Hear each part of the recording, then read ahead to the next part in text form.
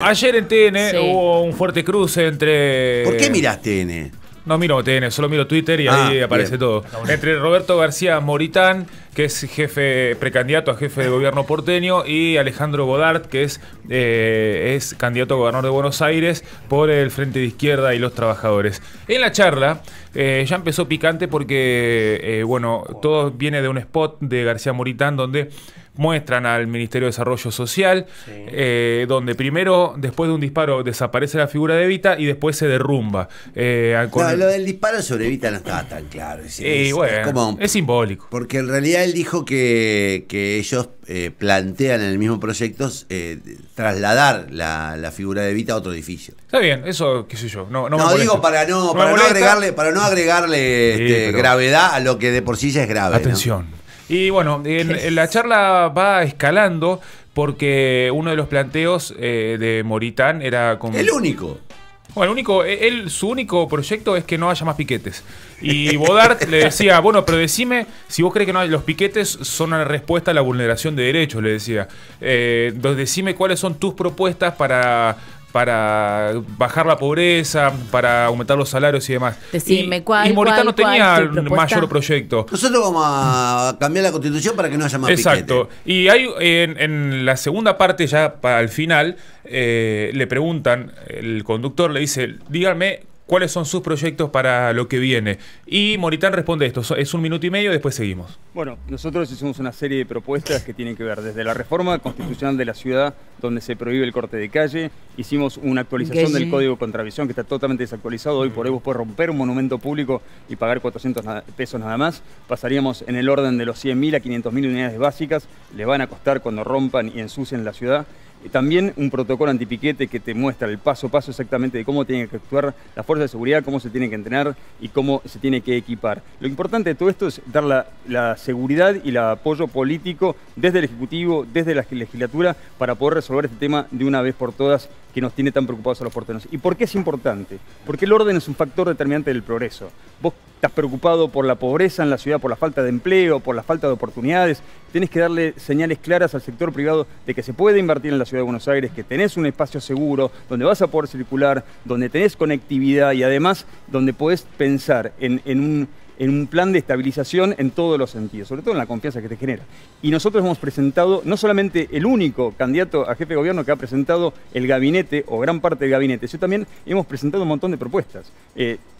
Servicio esencial, salud, recolección de residuos y transporte público. Los alumnos en el aula, las calles limpias y los porteños conectándose de punta a punta. Ley de desalojo express.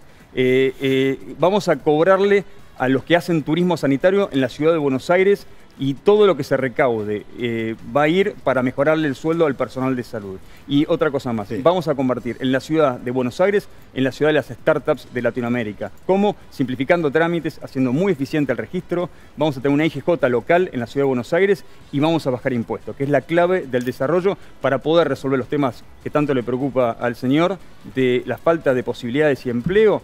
Shock de demanda de trabajo. Es la única salida. Bueno, bastante eslogan. Lo que sucedió después de esto, esto fue la pregunta, a ver qué propuestas tenían. Solamente fue, bueno, lo que acaban de escuchar. Y después le responde Godard porque hay un cruce de palabras y siguen los pasillos donde casi se van a las manos y sucede esto después del programa. Pelotudo, ¿qué te hace? ¿Entendés? Pelotudo, ¿qué te hace? ¿Qué te crees que te tenemos miedo a los forros como vos? ¿Qué te crees que nosotros les tenemos miedo? Vos tenés miedo de nosotros, porque te vamos a cortar el chorro. Forro. Vos sos un forro. ¿Qué sos de macho? ¿Qué sos de macho? ¿Tenés vos, boludo? Así tenés que discutir, pero andá y discutir con tu mujer, boludo. Andá y discutir con tu mujer, boludo. Andá, boludo. Provocador de mierda, así tratás a tus empleados, pero vos qué te crees, boludo. Vos así tratás a tus empleados, vos te crees de un patrón de estancia, ¿me entendés? Porque tenés hijas, pelotudo, ¿me entendés? Vos vivís, boludo, vos vivís del trabajo esclavo que tenés, pelotudo, le pagás 70 lucas a tus empleados y encima decís que vivís por la propina. Pero andá, forro chupasangre, sabés que se van a acabar las de ustedes, nunca van a poder hacer lo que quieren ustedes. Vas a ver si vas a poder prohibir un piquete, boludo. Forro. Bueno, ahí lo veíamos a Bodar bastante un gordito enojado. Que le dijo, sí, ¿no? le decía, Gordito, ¿qué te pasa, gordito? Sí. Bueno, Moritán, qué sé yo, haciendo hablar gordito no es un insulto. de su trabajo, no, por nada, de su trabajo. Y pero la discusión no tenía... Una parte de la charla... Estoy gordito. Yo estoy, no sé, en esta estoy al lado de Bodar. ¿Quién quiere que les diga? ¿Por qué?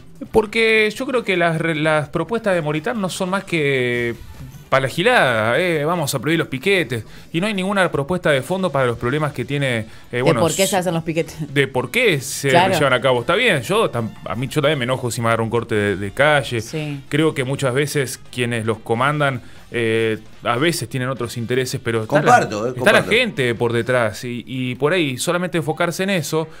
Me parece que invisibiliza un montón de cuestiones, como por ejemplo que el lugar de acción que tiene Moritán, que son 2 restaurantes muy grandes de Buenos Aires, los empleados cobran miseria, lo dijo él en una nota de televisión.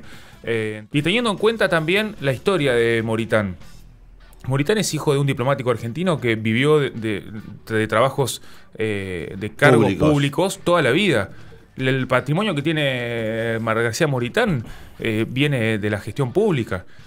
Y además, una parte dice, ustedes están enojados por los privados que no dependemos del Estado. Las firmas de Moritán recibieron 12 millones de pesos en la pandemia por el ATP. Entonces, sí son la articulación entre el privado y el Estado es muy importante en este país. Y si desaparece o hay mucha hipocresía cuando se habla de quienes viven del Estado, quienes realmente viven del Estado.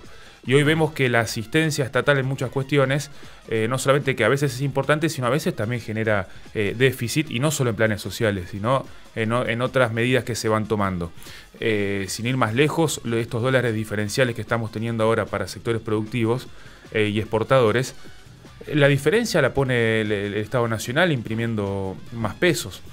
Entonces uno dice, che, ¿cuánto pesan los beneficios sociales o los subsidios y cuánto pesan también este otro tipo de subsidios? Es un debate un poco más de fondo ante por ahí... Es un poco lo que charlábamos hoy con respecto a Bukele. Digo, vos, el problema acá es cómo conseguís hacer entenderle a la gente que hay mucha gente que la está pasando mucho peor que ella y que necesita de la protesta para ser visibilizado.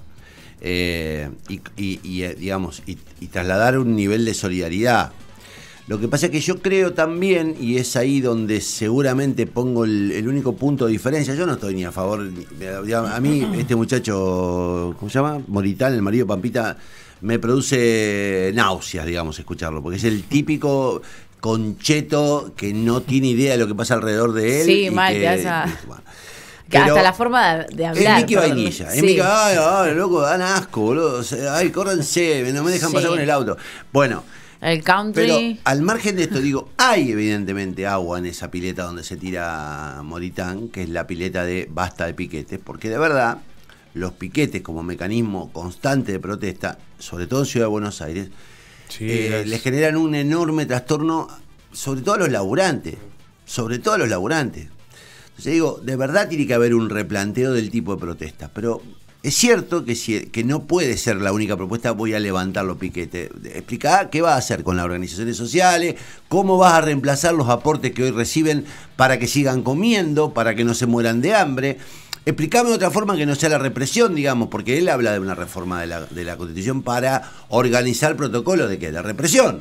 Entonces digo, me parece que ahí está el meollo. El meollo es... ¿Por qué estos tipos se animan a decir semejante tontería? Yo creo que incluso lo que es quizás un poco más alarmante o peor, que hay mucha adhesión a eso. ¿Por qué? Y de hecho una de las candidatas a presidente, Patricia Bullrich... Todo nada. Sí, básicamente plantean no algo muy distinto en relación a los piquetes que plantea Moritán. Pero hay que preguntarse, por eso digo, es un poco lo charlábamos hoy cuando él planteó el tema de Bukele. De Bukele, sí. Digo, loco, hay que plantearse por qué hay un nivel de adhesión tan alto. Sí. Porque evidentemente están tocando...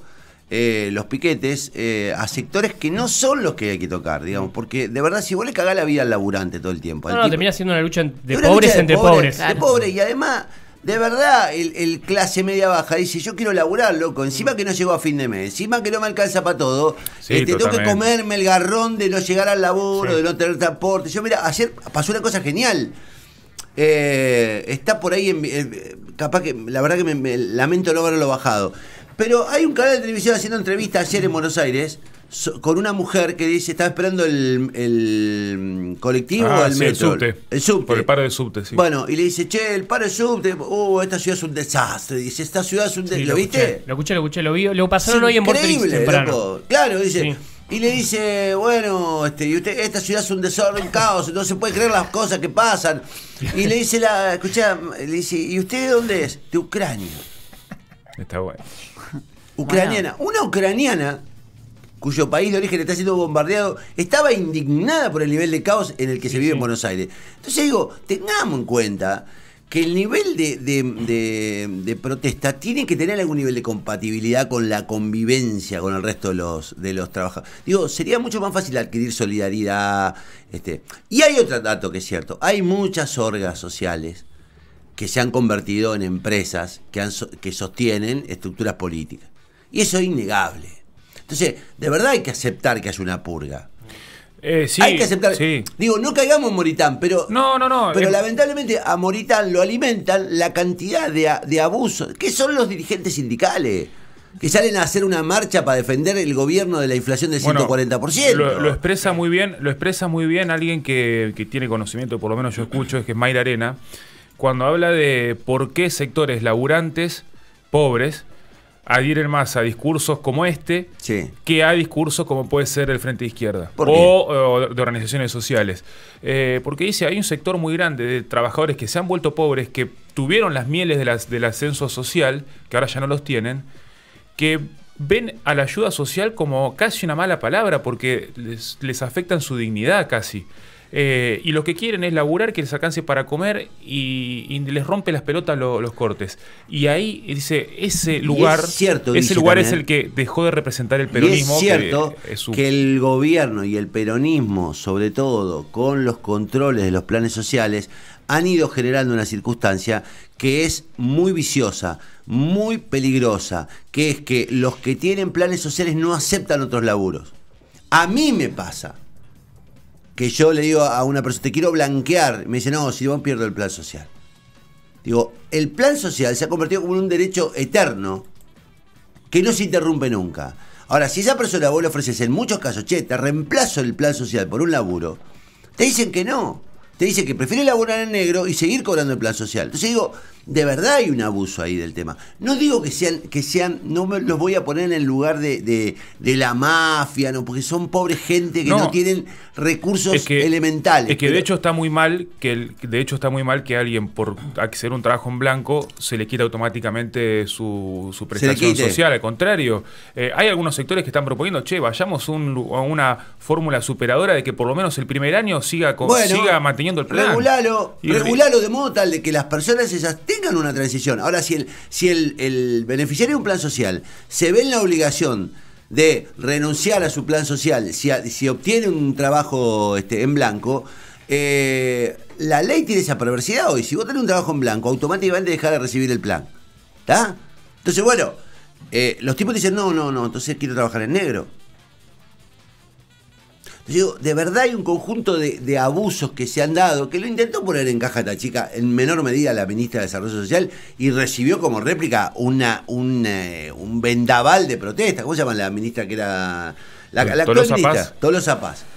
La paliza que se comió Tolosa Paz después de intentar purgar los padrones de beneficiarios de planes sociales. Loco, encontraron 400.000 planes sociales que no correspondían. 400.000. Entonces yo voy a decir, bueno, eso no modifica el déficit. Es cierto, no lo modifica. Ahora, simbólicamente, es muy importante para el laburante.